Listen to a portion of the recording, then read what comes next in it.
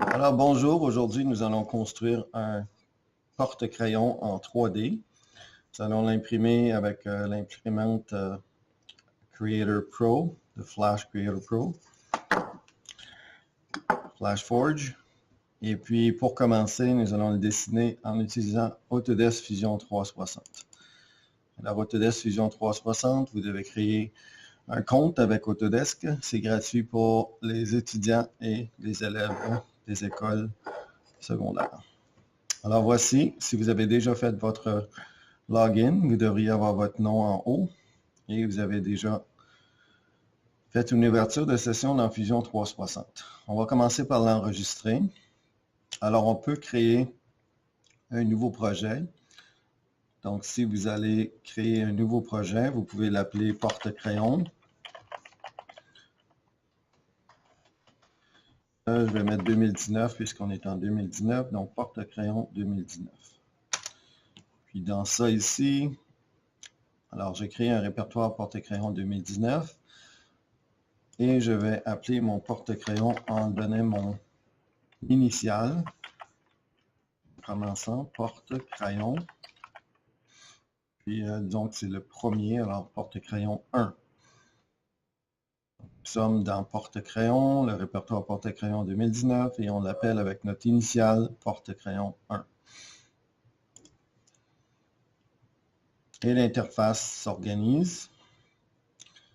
On a en haut ici, ça dit V0, donc ça devient V1 puisqu'on l'a enregistré.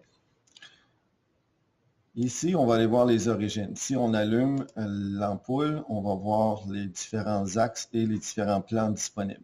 On a l'axe X, l'axe Y, l'axe Z, le plan XY, le plan XZ et le plan YZ. Nous allons créer le plan sur le plan XY parce que c'est la plateforme de l'imprimante en 3D, donc on veut être capable que ça se dépose exactement sur la plateforme pour bien imprimer. Alors voici. La première chose qu'on veut dessiner, on veut dessiner un sketch. Donc les outils qui sont en haut nous permettent de dessiner. On va aller à Sketch ici. On va aller à Circle, Center Diameter Circle pour commencer. Si on relâche la souris, ça nous demande de sélectionner un plan ou une face, donc planar face, ou select a plane or planar face. Ça veut dire que dans ce cas-ci, on veut sélectionner le plan XY. En cliquant sur le plan XY, le Fusion 360 se tourne et on est prêt à cliquer sur le centre. Quand tu vois le carré qui est bleu, clique, relâche la souris et on veut un premier plan à 50 mm. Quand on fait entrer, une deuxième fois entrer, on a un cercle à 50 mm qui est le contour complet du porte-crayon.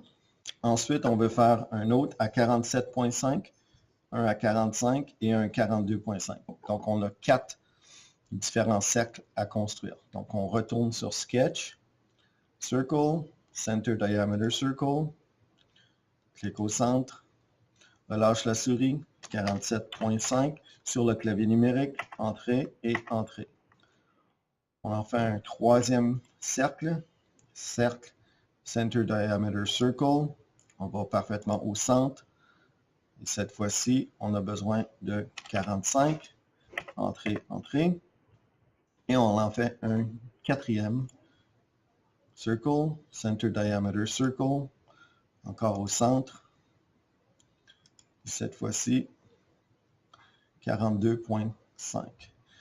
Si je vois qu'ici, je n'ai pas été capable je peux faire Escape, cliquer dessus, le supprimer, puis le refaire si je veux. Circle, Center Diameter Circle, clic, drag, et 42,5, entrée. Entrée. Donc, on devrait avoir 4 cercles. 42,5, 45, 47,5 et 50. On peut toujours tourner les flèches comme on veut.